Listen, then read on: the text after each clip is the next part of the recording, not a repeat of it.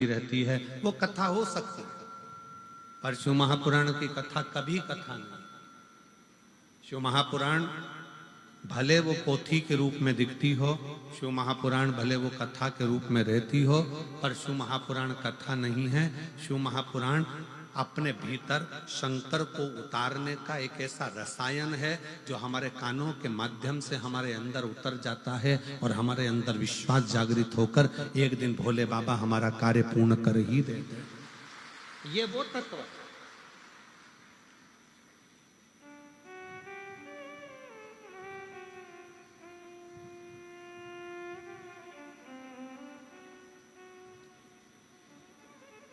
इसीलिए वो कहते हैं पी लेना हरि नाम का प्याला, सारे रोग मिट जाएंगे।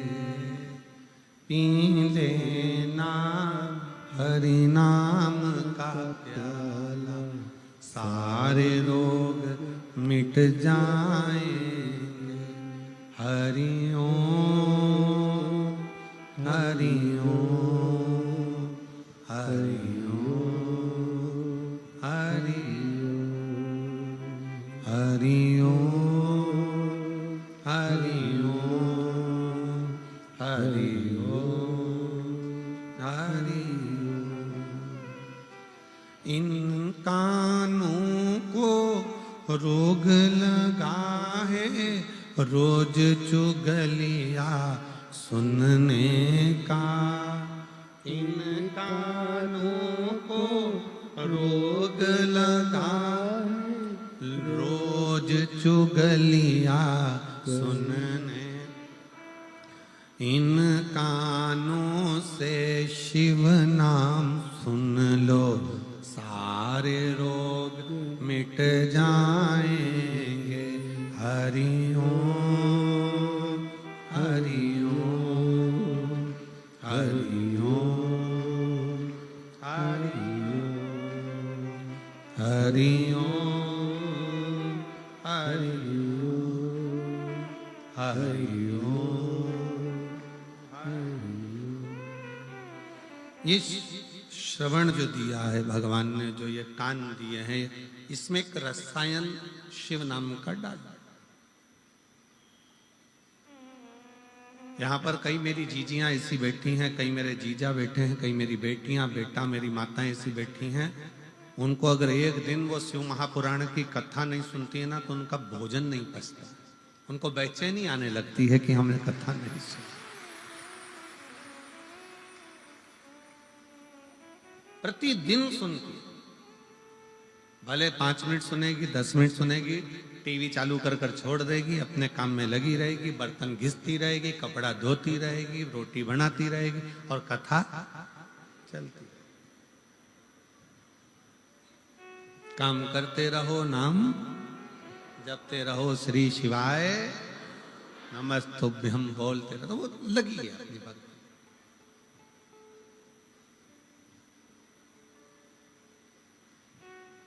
अब तुम एक दिन कथा के बिना नहीं रह पाते, बीच में कथा में 1-2 दिन का गैप हो जाता है तो तुम्हारा दिल नहीं लगता। 4 बार रिमोट लेकर चैनल चेंज कर कर कर देख लेती हो, काय पे आ रहा है वो सीहोर वाला।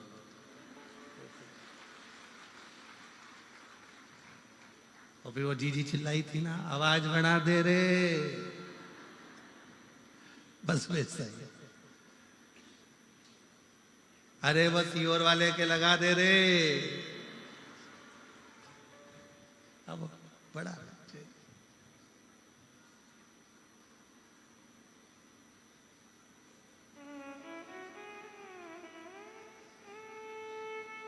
कितनी अच्छी भाषा हरियाणा की। पिछली बार हम गोविंद जी के साथ गाड़ी में बैठ के गोविंद जी बोले कि गुरुजी बहुत सारे पंडाल भरे पड़े, तो चलो हम चले। अब हम चले तो रास्ते में हमारी जीजियों ने और जीजाओं ने घेर लिया।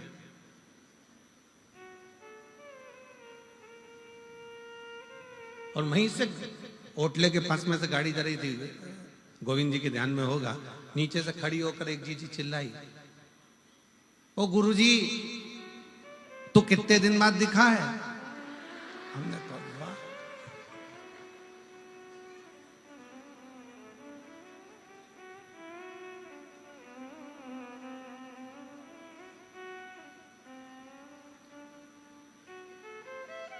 आप बहुत दूर हो जाता है, तू पास हो जाता है, नजदीक।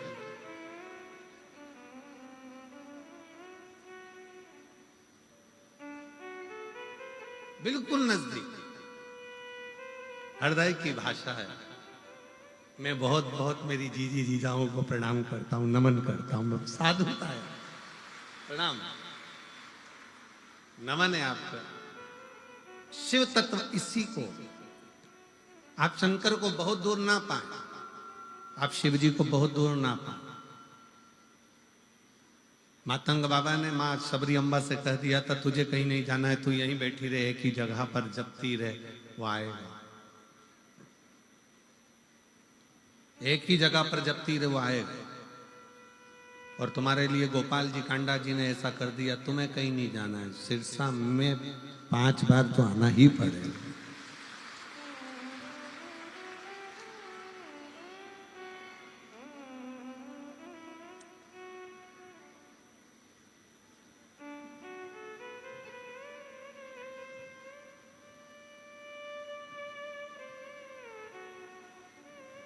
कैसे भी आओ, शिव तत्व है, शंकर है। और जब एक स्थान पर बैठकर आप पुकारो तो उसको। मेरे शंकर भगवान ने कभी तुम्हारा चेहरा नहीं देखा, मेरे शंकर भगवान ने तुम्हारे हाथ पांव नहीं देखे, मेरे शंकर भगवान ने तुम्हारा पूरा श्री विग्रह शरीर नहीं देखा, मेरे शंकर भगवान ने तो केवल तुम्हारा दिल देखा। मेरे शिव जी ने केवल तुम्हारा मन देखा, हृदय, दिल। क्योंकि हो सकता है हाथ से भजन हो ना हो, पांव से चलकर तुम कहीं जा सको ना जा सको, इस मुख से तुम भजन गा सको ना गा सको, तुम्हारे श्रवण से तुम कथा सुन सको ना सुन सको, पर दिल एक ऐसा है, मन ऐसा है, उस मन से जिस दिन तुमने शिव को भज लिया, शिव तुम्हारा हो गया और तुम शंकर भगवान के हो गए। फिर बीच में कोई गैप नहीं, कुछ भी।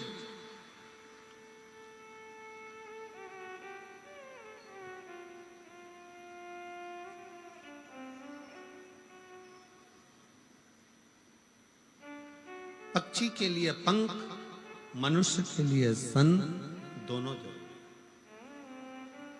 बहुत उपाय, ऊपर की ओर उड़ना है ना तुमको, बहुत ऊंचाई की ओर जाना है, किसी असली संत के पास जाओ। असली का मिलना मुश्किल है। पहले तो असली, आज के जमाने में असली घी नहीं मिलता, तो असली संत ढूंढना कितना कठिन काम। 25 बार घी को हाथ में मल मल के देखना पड़ता है। असली है तो तुम खुद सूंघ लो।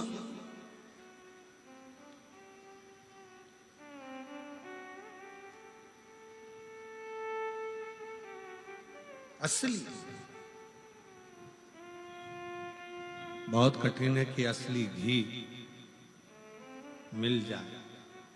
नकली के युग में हम पहले भी एक कथा कहे, एक पढ़ा लिखा लड़का, उसको नौकरी नहीं मिल रही थी, उसने खूब अच्छी पढ़ाई कर ली, गांव में सर्कस आ गया, सर्कस वाले से कहा कि मुझे नौकरी दे दो। सर्कस वाले ने कहा 12,000 रुपये महीना मिलेगा, नौकरी कर लो, पर तुम्हें बंदर के कपड़े पहनना है, पिंजरे में जाना है, शेर के मुंह में हाथ देना है।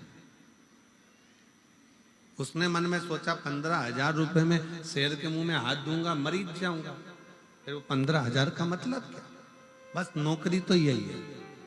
उसने फिर भी सोचा, घर के लोग कहते हैं निकम्मा बैठा है, निकम्मा बैठा है, तो नौकरी कर ले। 15,000 रुपये महीने में उसने नौकरी करी। सर्कस चालू हुआ, लोग बैठ गए, पिंजरा आया, पिंजरे के अंदर इस बंदर की खाल पिनाकर इसको छोड़ दिया 15,000 रुपये वाले को, और फिर पिंजरा बंद कर दिया। इतनी देर में सामने से उस पिंजरे के अंदर शेर को छोड़ा गया, जो दहाड़ता दहाड़ता अंदर आया। जैसे ही शेर धाड़ता धाड़ता अंदर आया, अब पिंजरे का मालिक कह रहा है, सर्कस का मालिक आगे बढ़ो, ये पीछे हट रहा है। शेर और आगे बढ़ते जा रहा है, ये और पीछे खसकता जा रहा है। शेर और आगे बढ़ा, ये और पीछे खसक गया। शेर एकदम लपक के बंदर के खाल पहने हुए उस व्यक्ति के पास गया और उसके पास जाते से ही बोला, घबरा मती, 15,000 में तू बंदर बना है, 18,000 में मैं शेर बनाऊं। क्यों घबराता? या बंदर भी नकली है और शेर भी नकली है। इस नकली के युग में असली को पाना कठिन है जी। असली घी नहीं मिलता तो असली संत कहां से मिलेगा? बहुत ढूंढना पड़ेगा। और जब असली संत हमारे पास में रहता है तो हम उसको पहचान नहीं पाते। अरे इतना गाली देगा, इतना अपशब्द करता है, ऐसा बोलता है, वैसा बोलता है, कैसा रहता है, इसके पास तो कुछ भी नहीं है, झोपड़े में रहता है। आज के जमाने में लोग असली संत उसी को समझते हैं जिसके पास में VIP सोफा लगा हो, बहुत सुंदर ठाठ हो, कालीन बिछा हो, खूब राशि ठाठ हो, खूब लैपटॉप पर काम चल रहा हो, 4-6-8 कर्मचारी पीछे से पंखा झेल रहे हो, थोड़े बहुत चबड़ हिला रहे हो, थोड़े बहुत डंडा फंडा पकड़ कर चल रहे हो, 1-2 छतर पत्थर पकड़ के चल रहे हो। आज के जमाने में लोग समझते हैं असली बस यही है। पर देखा जाए तो असली तो किसी कंदरा में बैठकर राम नाम, कृष्ण नाम, शिव नाम जप रहा होता है, जिसके जीवन में छल प्रपंचता नहीं होता। एकांत। ये तारा बाबा जी की जो कुटिया है ना, हमें तो यहाँ पर जो मकान बने दिख रहे हैं, हमारा विचार कहता है, हमारा मन कहता है कि यहाँ पहले मकान नहीं था। हमारा मन जो कहता है कि पहले यहाँ हो सकता है कि गांव का बाहर का स्थान होगा, जंगल होगा, खेत खलियान होंगे, खाली स्थान होगा। क्यों गोपाल जी, गोविंद जी? ठीक है, एकांत स्थान, क्योंकि वो दिखावे से दूर है। उसकी अपनी छोटी सी झोपड़ी, एक मकान छोटा सा, जिसमें बैठकर आराम से जो आ गया कुछ खाकर चले जाओ, पानी पी लो, राम नाम, कृष्ण नाम, शिव नाम जपते रहो और अपना भजन करो।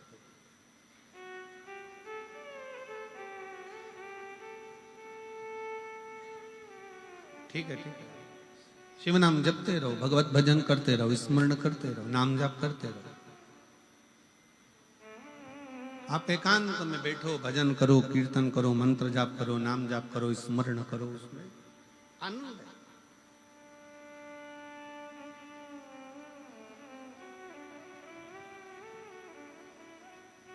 आज के जमाने में हमने उसी को मान लिया कि जो बहुत ज्यादा दिखावा करे, बहुत सारा छल करे, बहुत सारा दिखावे में डूबा रहे, हम सोचते हैं ये ओरिजिनल है, ये असली है।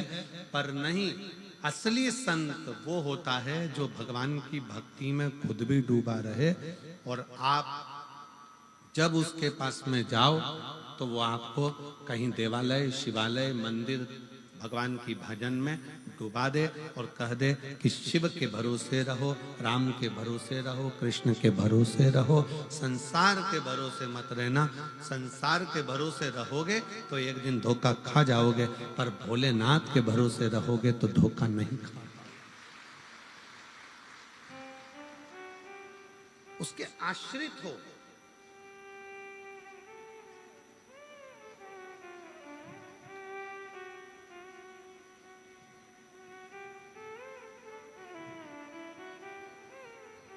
कितनी माताएं कल अपने अपने बच्चों को लेकर आई थी, ढेर लगा हुआ था। देखकर हमें इतनी खुशी हुई कि मेरे भोले बाबा ने इनकी गोदी में कम से कम लाल तो दे दिया। यही मेरे बाबा से विनती है। हम फिर कहेंगे, हम अपना कमरा जब छोड़ कर आते हैं बाबा से प्रार्थना कर कर, हमारा जो छोटा शिवलिंग है, शालिग्राम बाबा है, लड्डू गोपाल जी हैं, और हमारी जो पाठ पूजन है उसको हम भजन कर कर जब वहां से आते हैं तो बाबा से एक ही बात कहते हैं, बाबा इतनी कृपा करना, किसी पुरुष की जेब खाली ना रहे और किसी स्त्री की गोद खाली ना रहे। ये बड़ा, जिस माँ की गोद, जिस स्त्री की गोद खाली रहती है ना, उसे बहुत सुनना पड़ता है। 2-2 लड़कियां हैं, लड़का नहीं है, छोरा नहीं है, 8 साल हो गए, एक बच्चा नहीं है। ऐसे ऐसे शब्द ताने दिए जाते हैं, ये तो बांझ हो गई, ये तो ऐसा हो गया, ये तो वैसा हो गया। 18 साल हो गए, 20 साल हो गए, 15 साल हो गए। बड़ा जेब में पैसा नहीं रहता तो लोग गिनते नहीं है, इनके पास तो क्या है, चल जाओ उधर उधर बैठो, चलो धन नहीं धन नहीं, जेब में माल। बहुत सुनना पड़ता। और हमारा कुबेरेश्वर बाबा से, तारकेश्वर बाबा से यही निवेदन है कि बाबा जो तेरे दरवाजे पर आए सबकी गोद भर देना और सबकी जेब भर देना, कोई खाली ना जाए यहां से, कोई खाली ना। संत क्या करता है?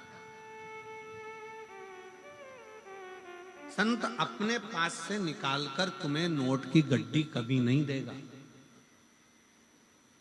संत अपने पास से निकालकर नोट की गड्डी कभी नहीं देगा, बल्कि तुम्हारी गड्डी को संत और ले लेगा। पर अपने पास की गड्डी नोट की निकालकर संत नहीं देगा।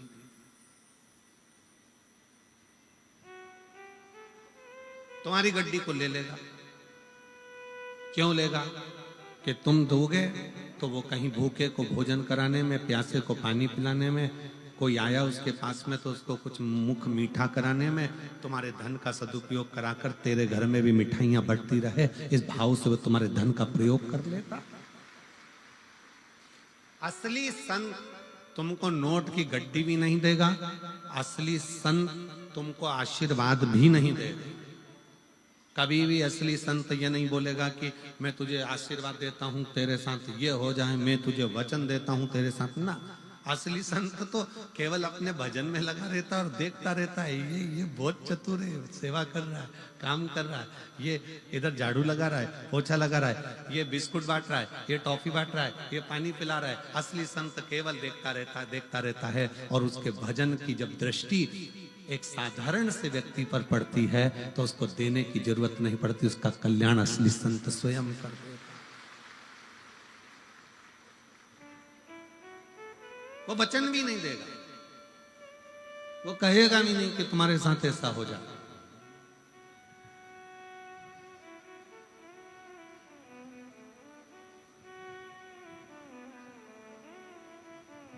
अरे देख लिया संसार हमने, देख लिया सब मतलब के यार हमने, देख लिया झूठे नाते झूठे रिश्ते, झूठे नाते झूठे रिश्ते, और झूठा है संसार हमने देख लिया, सब मतलब के यार हमने देख लिया, देख लिया संसार हमने देख लिया। असली संत ना आपको वचन देता है, आशीर्वाद देता है, ना कुछ कहता है।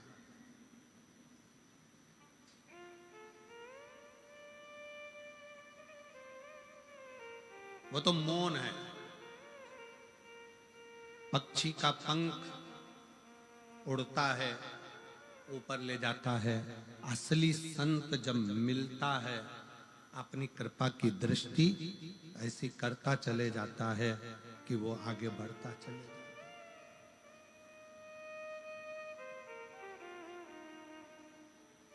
कृपा की दृष्टि, उसको तुम्हारे वैभव से मतलब नहीं है, उसको तुम्हारे धन से मतलब नहीं, उसको तुम्हारी दौलत से मतलब नहीं,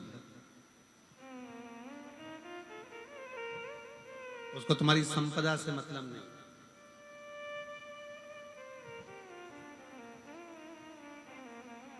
और होगा,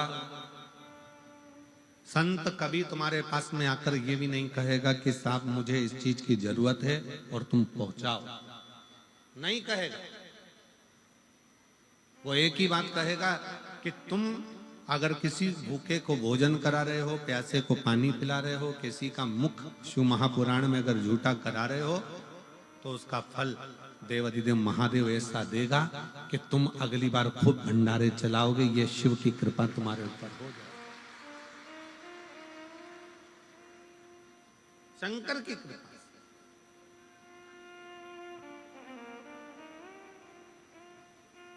एक माँ बैठी है जिसके बच्चे को ब्लड कैंसर हो गया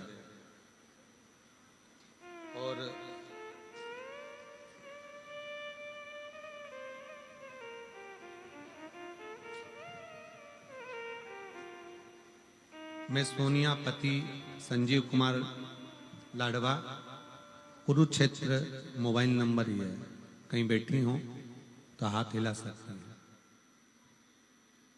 मैं सोनिया पति संजीव कुमार लाडवा, कुरुक्षेत्र, मेरा मोबाइल नंबर ये है। आप ही हैं? बच्चा आया है साथ में, हाथ हिलाओ बेटा। एलईडी पर दिख रहा है? हाँ, वापिस हाथ हिलाओ बेटा। हाँ ठीक है, आ जाइए, आ जाओ। मेरे बेटे की तबीयत 2014 में खराब हुई। डॉक्टरों के पास टेस्ट कराने पर पता चला 2014 में कि उसको ब्लड कैंसर हो गया। और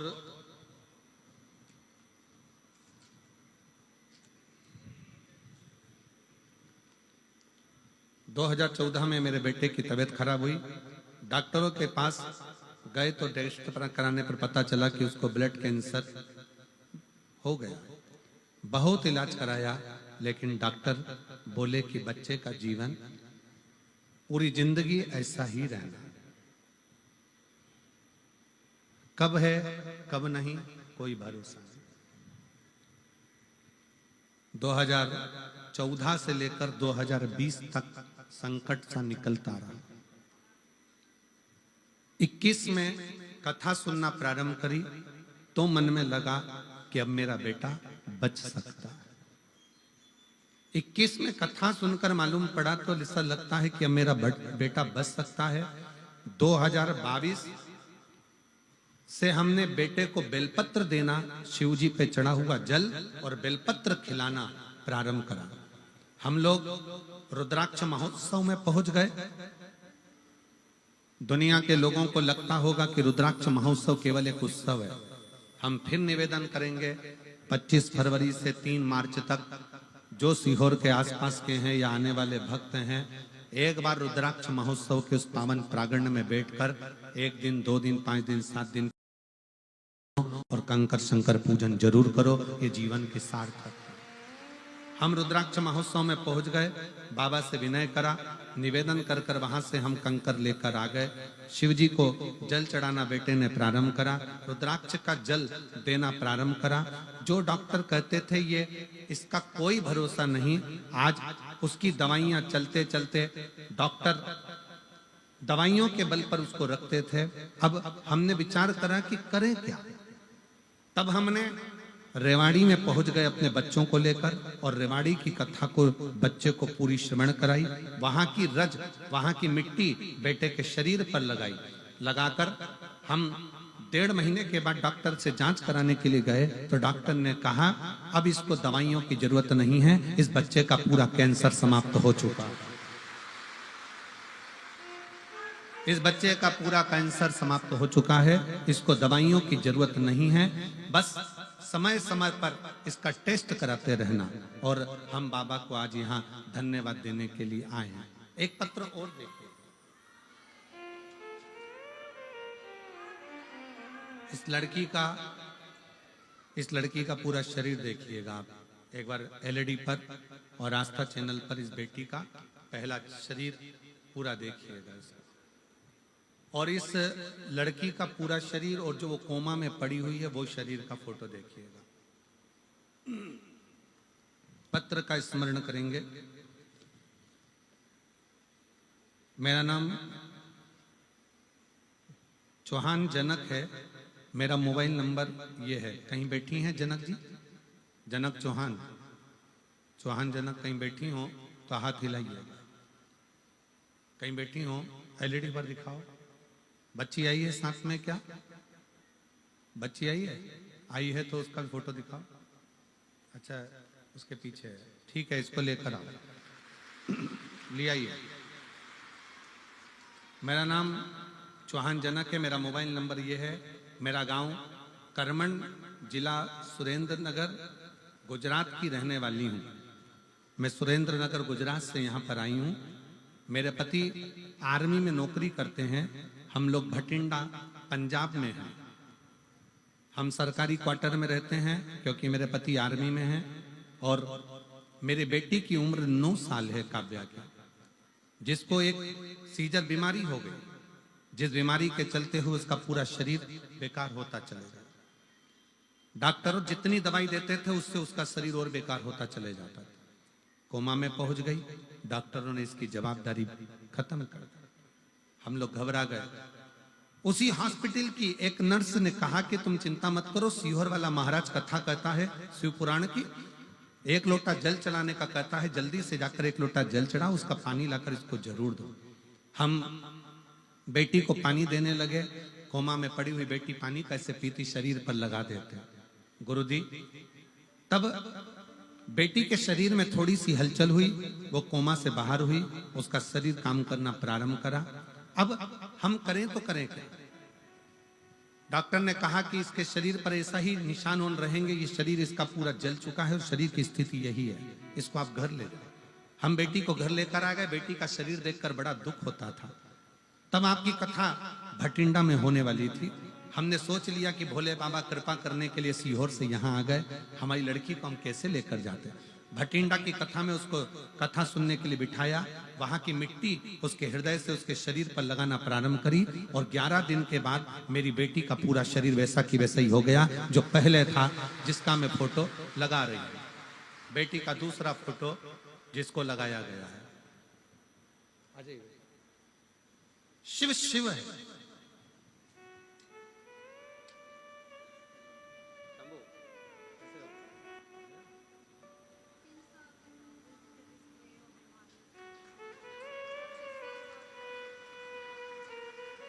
दीदी कह रही हैं जब ये 3 साल का था तब इसको ब्लड कैंसर हो गया था और 10 साल से संघर्ष करते करते बाबा ने ऐसी कृपा करी कि आज बाबा की कृपा से पूरी रिपोर्टें नॉर्मल आई हैं और ठीक हुआ है। ये शिव तत्व उसके आश्रित होकर चल। आप किसके भरोसे?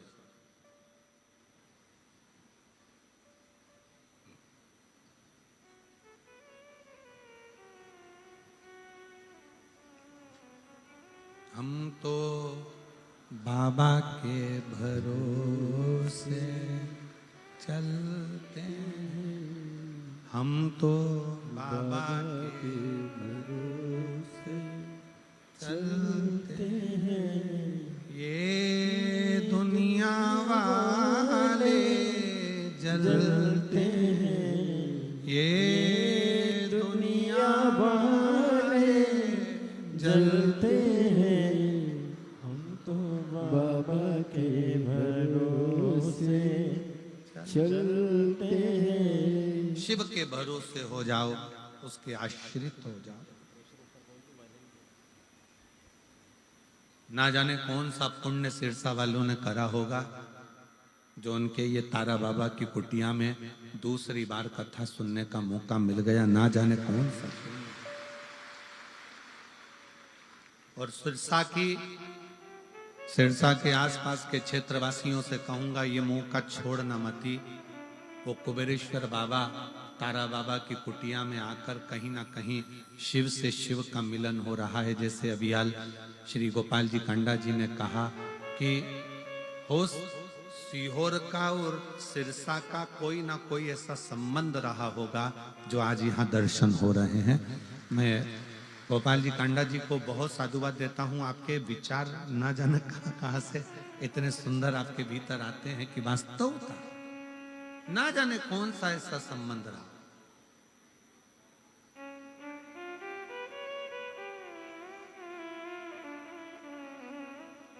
ऐसा कौन सा संबंध रहा? शिव के आश्रित रहिए। और जब हम भगवान देवाधिदेव महादेव के आश्रित होते हैं, जब हम भगवान शंकर के आश्रित होते हैं तो शिव कृपा जरूर करता है।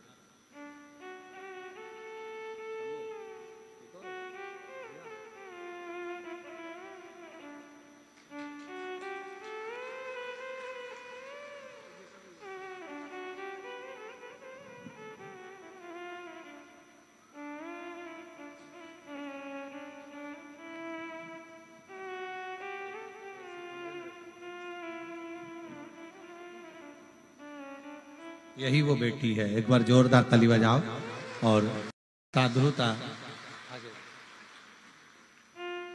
दोनों हाथ उठाकर एक बार बेटी हर हर महादेव। शिव तत्व इसी को कहते, शंकर इसी को कहते।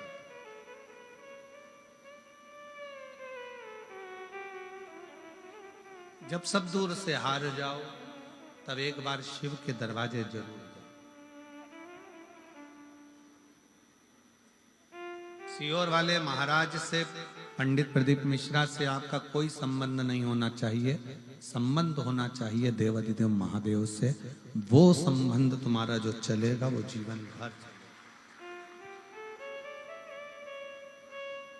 हम ना आपका भविष्य बता सकते हैं, ना हम आपका भविष्य बना सकते हैं। भविष्य बनाने की भी जवाबदारी आपकी है और बताने की जवाबदारी भी आपकी है। आप जितना जितना परिश्रम करेंगे, मेहनत करेंगे, संघर्ष करेंगे, उसके साथ जब आप आगे बढ़ेंगे शंकर का नाम लेकर एक लोटा जल चढ़ाते हुए, तो आपको कहीं जाने की जरूरत नहीं पड़ेगी। शिव आपको ढूंढता ढूंढता आपके दरवाजे पर जरूर आएगा। आप उसके आश्रित तो हो।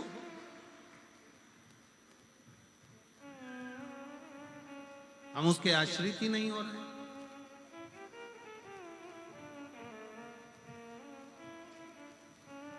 पक्षी का पंख, पक्षी का पंख और मनुष्य के जीवन में संत बहुत मायने रखते, बहुत।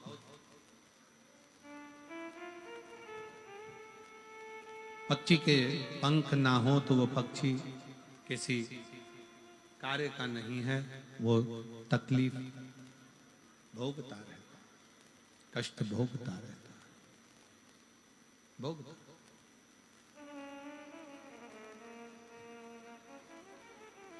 और मनुष्य के जीवन में अगर संत नहीं है, मानव के जीवन में अगर संत नहीं,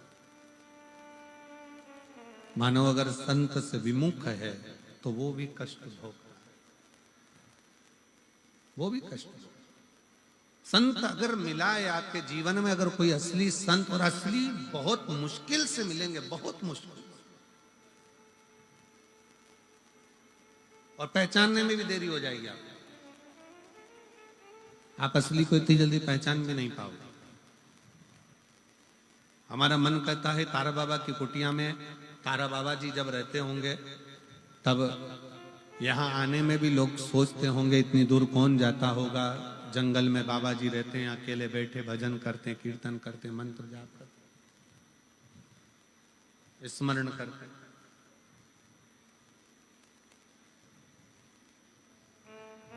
कौन आता होगा इस वीराने जंगल में, इस वीरान जगह में कौन आता?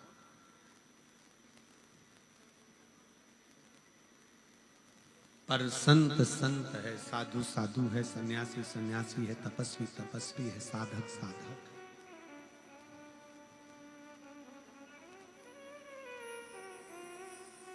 आप जब दिल से पुकारोगे, जब दिल से उसको वंदन करोगे, निवेदन करोगे, आप जब किसी असली संत की शरणागति में जाकर बैठोगे, तो जो अंदर का आपका वाइब्रेशन है,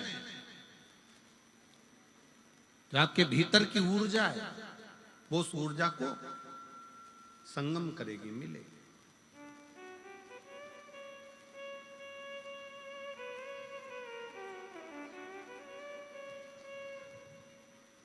श्री शिवाय नमस्तुभ्यं, श्री शिवाय नमस्तुभ्यं, श्री शिवाय नमस्तुभ्यं, श्री शिवाय नमस्तुभ्यं, श्री शिवाय नमस्तुभ्यं, श्री शिवाय नमस्तुभ्यं। असली संत की शरणागति थोड़ी सी ग्रहण करिए, आडंबर से दूर हटकर। वो आपको बहुत ऊंचाई तक लेकर जाए, बहुत ऊंचाई।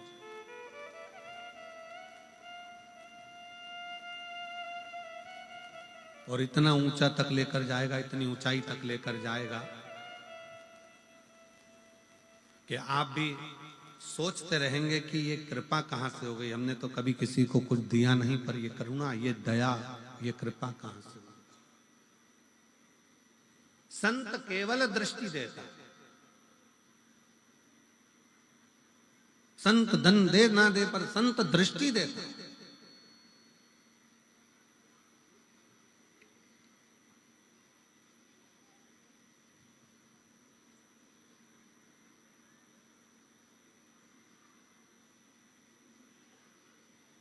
लोग हमसे कहते हैं गुरुजी आप हमारे घर आना।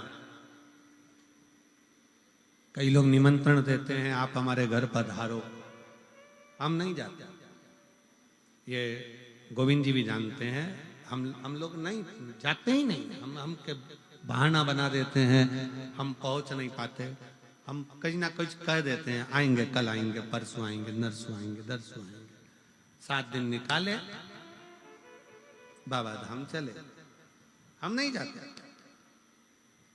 खूब प्रयास करे, गुरु जी आना ही पड़ेगा, आना ही है, चलना पड़ेगा, चलना पड़ेगा। हम नहीं। क्यों? हम उनसे कहते हैं हमको बुलाने की जगह एक बार तारकेश्वर महादेव से विनय करो, एक बार कुबेरेश्वर महादेव से विनय करो कि आप हमारे घर आना। वो आएगा तो वो पहुंचे तुम्हारे दरवाजे पे।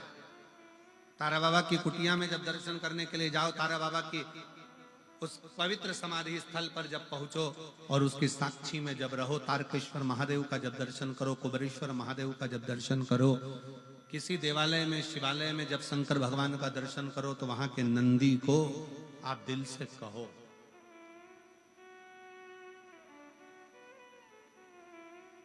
कि तुम्हें शंकर को लेकर आना है, मेरा दुख मिटाना है, बहुत कष्ट में हूं मैं। और जैसे वो जीजी चिल्ला कर बोली थी ना, अरे आवाज बढ़ा दे रे, बस शंकर भगवान के नंदी से भी तुम्हें इसी तरह से कहना है। तो कद लेकर आएगा रे, कब लाएगा? वो एक लाइन है ना, कहीं देर ना हो जाए,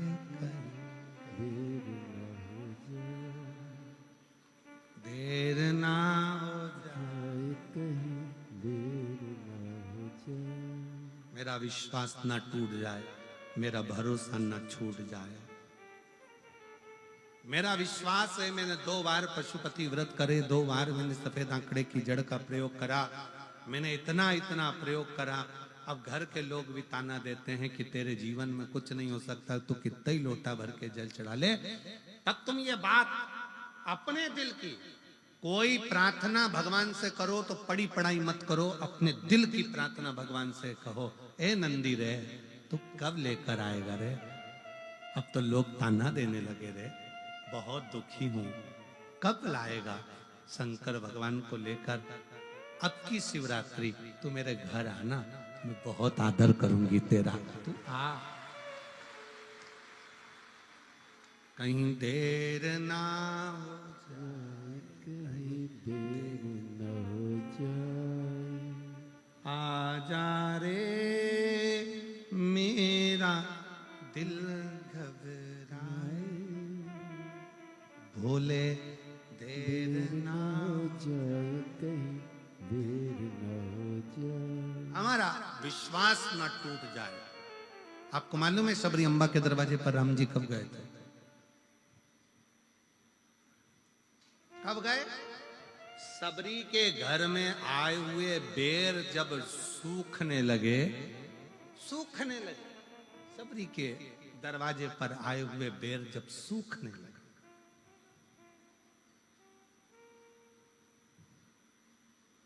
सबरी के दरवाजे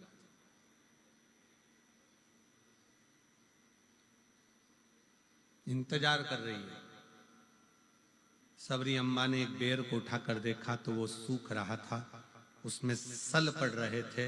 सबरी अम्बा उस सल से अपने शरीर को मिला रही थी कि मेरे भी शरीर पर सल पड़ते जा रहे हैं, मैं राम जी की बाट जोते जोते इंतजार करते करते थक गई। राम कब आओ? मैं आपका इंतजार कर रही हूं और आप आए नहीं। बेर को देखकर शबरी अम्बा की आंख में आंसू भर गए। एक दिन हो सकता है कि ये बेर सूखने के बाद बेकार हो जाएंगे और मेरा भी जीवन ऐसे ही कट जाएगा और राम नहीं आएंगे। कभी तुम अपने जैसा, कई लोग भगवान के मंदिर में जाकर जो पाठ होते हैं, जो स्तुतियां होती हैं, वही स्तुति करते रहते हैं, पाठ पढ़ते रहेंगे, स्तुतियां करते रहेंगे। हम कभी नहीं बोलते कि तुम ये वाली स्तुति करो कि पाठ पढ़ो। तुम अपने मन की स्तुति करो, तुम अपने मन की स्तुति करो ना। एक भेड़ चराने वाला भेड़ चराता था, सारी बकरियों को, भेड़ों को इकट्ठा कर लेता, शाम के समय बैठकर भेड़ों का जुआ निकालता रहता, भेड़ के बाल में से कीड़े निकालता और जू निकालते निकालते बोलता, ओ राम जी, ये भेड़ बकरी जंगल में रहती है, इनको जू पड़ गई, मैंने सारी निकाल दी। राम जी, तुम्हें भी जंगल में रहते रहते 14 साल में बहुत सारी जू पड़ गई होगी, एक बार मेरे पास आओ, सब निकाल दूंगा। अरे राम जी, आप मेरे पास आओ, मैं सारी जू निकाल दूंगा तुम्हारी। एक संत निकल कर जा रहे थे, संत को गुस्सा आ गया, क्यों रे राम जी को जू पड़ती है क्या? संत ने कहा आज के बाद मत बोल देना। उसने बोलना बंद कर दिया। राम जी चुप बैठे थे। सीता जी ने पूछा, आपके चेहरे की हंसी चली गई है ना, क्या बात है, आप मुस्कुरा नहीं रहे हो? राम जी कहते हैं, एक मेरा भगत भेड़ बकरी चराता था, शाम को बकरियों को इकट्ठा कर कर उनके बाल में से जू निकालता था और कहता था, राम जी, वन में रहते रहते तुमको जू पड़ गई होगी, मैं तुम्हारी जू निकाल दूंगा, एक बार आ जाओ। मैं उसकी बात को सुनकर बड़ा मुस्कुराता था। एक संत ने उसको मना कर दिया कि ऐसे नहीं बोलते, तो उसने बोलना बंद कर दिया। उसने बोलना बंद कर दिया।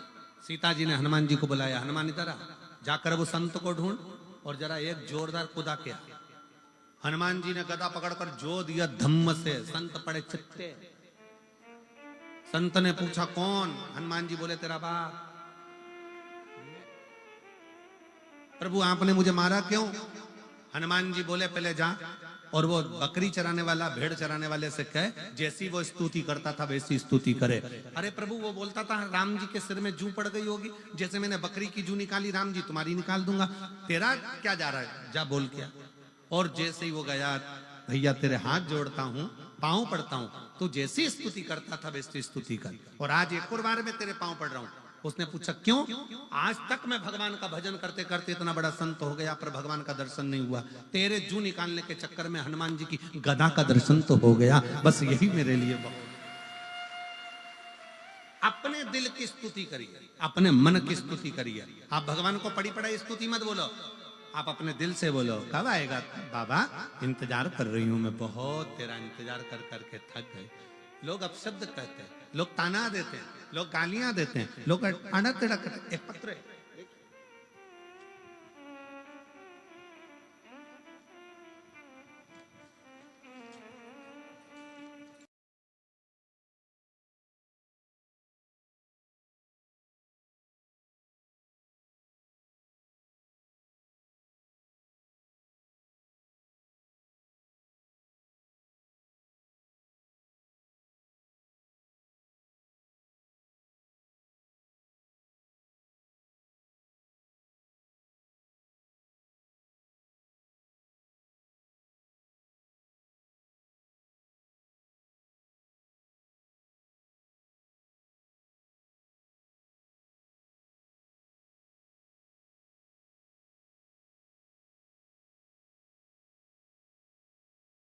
सिंह, रानिया रोड, सिरसा से बच्चे आए हैं, दोनों दोनों बच्चे आए हैं।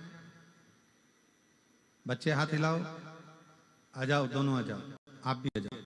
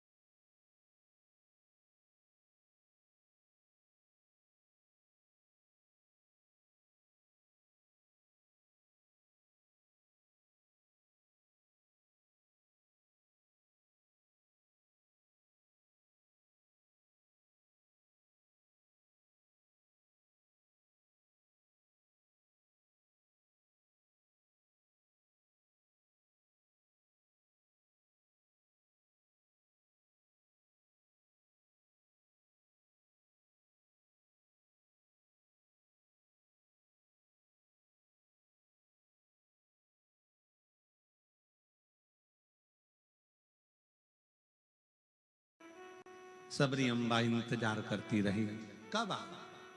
एक दिन सबरी अम्बा के मन में आ गया और सबरी अम्बा ने कहा कि अब ऐसा लगता है कि मेरे प्राण नहीं बचेंगे। मातंग बाबा वहां से निकलकर सबरी अम्बा के वहां से जो मातंग ऋषि थे उन्होंने कह दिया था तू इंतजार करना, इंतजार करना।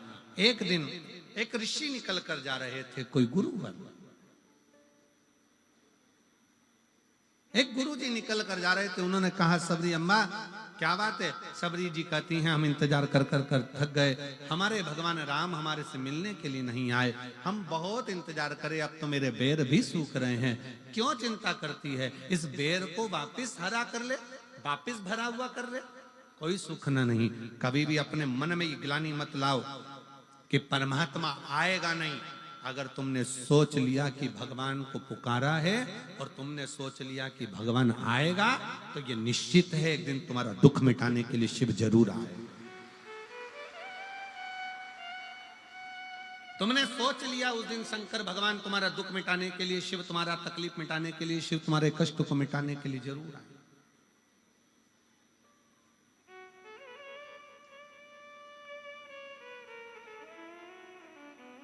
आप लाखों की संख्या में आए हो, बाहर के पंडालों में भी बैठे हुए हो, इधर ऑफिस के सामने भी टेंट लगा हुआ है, वहां भी सफेद सफेद गद्दा कोई बिछ रहा था, वो बिछते जा रहा था और तुम बैठते जा रहे थे। बैठे हो, जितने बाहर बैठे हो, जितने अंदर बैठे हो, जितने पंडालों में भरे पड़े हो, जितने तारा बाबा की कुटिया में जहां तहां पेड़ों की छांव में, वृक्ष की छांव में, ऑफिसों की छांव में, जहां तुमको मौका मिल रहा है, तुम लोग जहां बैठे हो, भोजनशाला में जहां तुम्हारे को मन पड़ रहा है, वहां जहां आप बैठे हो, निवेदन है अगर तुम विश्वास के साथ कथा सुन रहे हो तो हमारा भी विश्वास कहता है कि जो मार्च में भटिंडा में कथा है ना 6 मार्च से, विश्वास कहता है वहां तुम्हारा पत्र हम खुद पढ़ेंगे। ये शिव तत्व का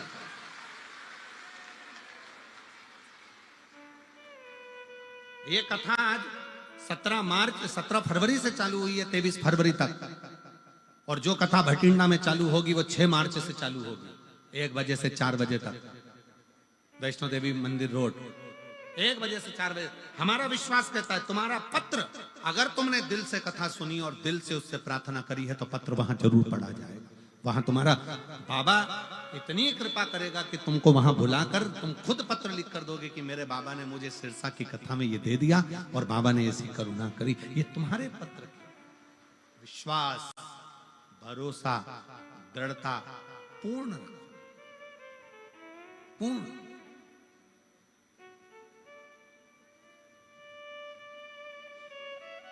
बाबा ने हमको चलना सिखाया, बाबा ने हमको चलना सिखाया, सब भक्तों से मिलना सिखाया।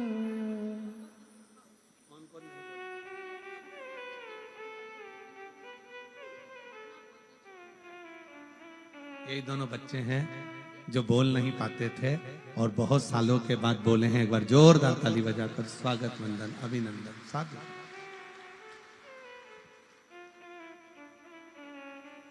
हम तो सीना तान के चलते हैं, एक समर्पण तुम्हारे जीवन का हो।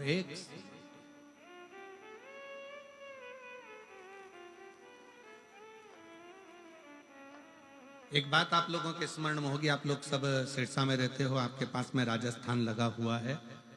राजस्थान में रामसा पीर, रामदेव बाबा जब अपनी बहन के घर गए थे और बहन ने कहा कि भैया मेरे जीवन में बड़ा दुख है, बड़ा दुख है, तब रामसा पीर ने कहा था बहन तो जिसको भजती है ना वो तेरा दुख मिटाने की सामर्थ्यता रखता है। तू जिसको भजती है वो तेरे दुख को मिटाने की सामर्थ्यता रखता है।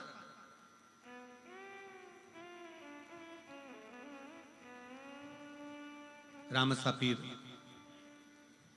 रुणीचा वाले रामदेव बाबा।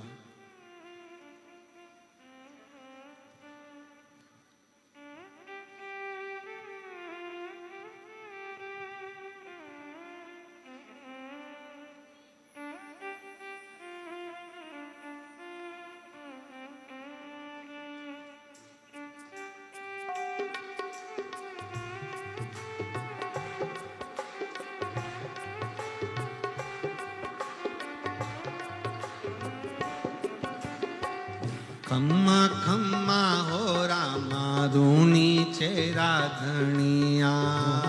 खम्मा खम्मा हो मारे रूणी जेरा धनिया। खम्मा खम्मा हो रामा रूणी चेरा धनिया। खम्मा खम्मा हो तारा रूणी जेरा धनिया।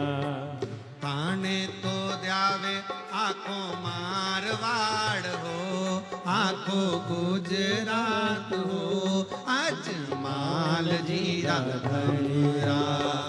खम्मा खम्मा हो रामा रूणी जेरा धनिया।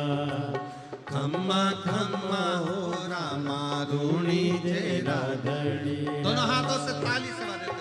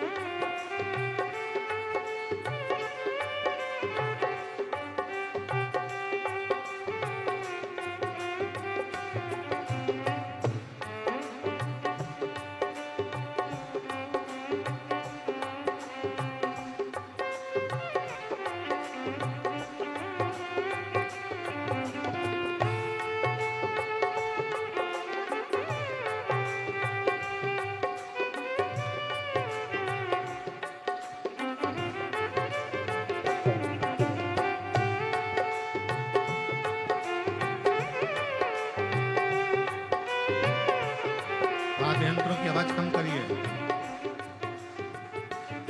ढोलक तबले की आवाज कम करिए, वायलिन की आवाज बढ़ा दिए।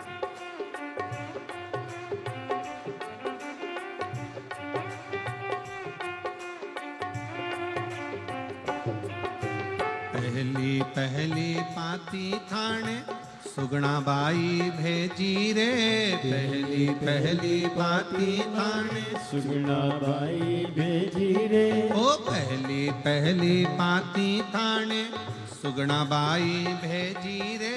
पहली पहली बाती थाने सुगना बाई भेजी रे। ऊपन तो दूध कपायो धनिया। ओ ऊपन तो दूध कपायो धनिया। आज माल जीरा धनिया। खम्मा खम्मा हो रामा रूणी जेरा धनिया। खम्मा खम्मा है मारा रूणी जेरा धनिया। ताने तो ध्यावे आखो मारवाड़ हो, आखो गुजरात हो, अजमाल जीरा धनिया। खम्मा खम्मा हो मारे रूणी जेरा धनिया। खम्मा खम्मा हो मारे रूणी जेरा धनिया।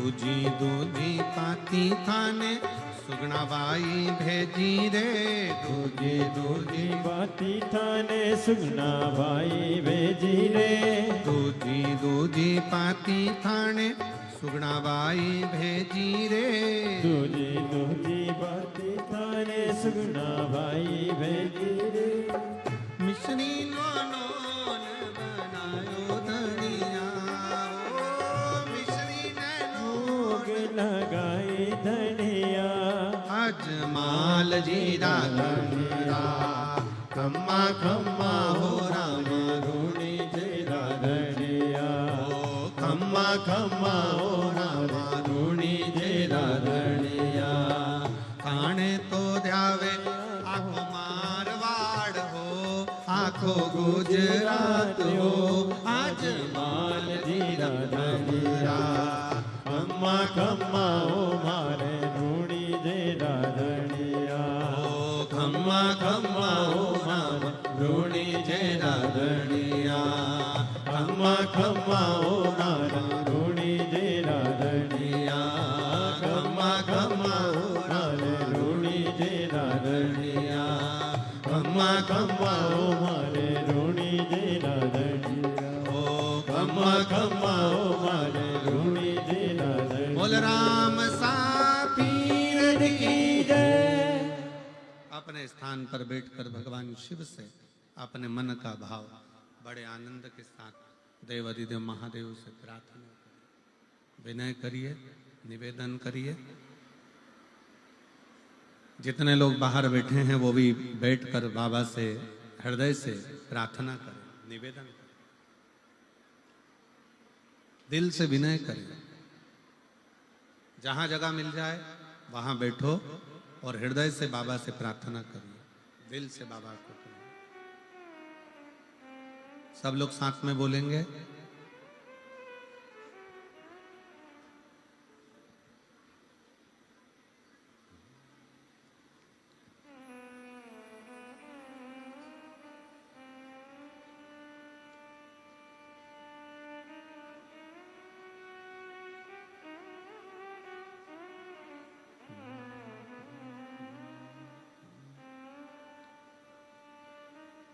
श्री शिवाय नमस्तु